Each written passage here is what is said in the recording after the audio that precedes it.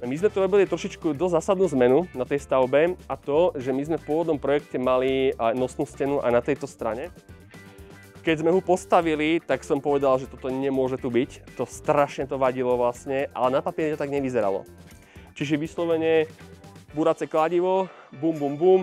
Samozrejme predtým projektant, museli sme dať prerátať proste nejakú zmenu, nejaké statické veci, lebo to bola nosná stena. A kvôli tomu sme vlastne robili železobetónový stĺpik polmetrový aj tu. A nad nami je 8-metrové Hebko 260. Vlastne, ktorý bude vlastne nejaký najnosnejší prvok toho celého otvoreného priestoru.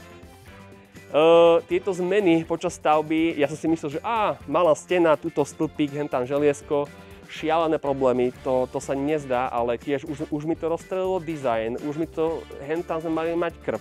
A kde ho dáme teraz? A kde dáme schodisko? Ako spravíme toto? Miliarda týchto vecí. Takže ak sa dá ľudia dopredu všetko a ideálne bez zmeny počas stavby, hej, nedá sa to vždycky, ale ideálny vlastne stav.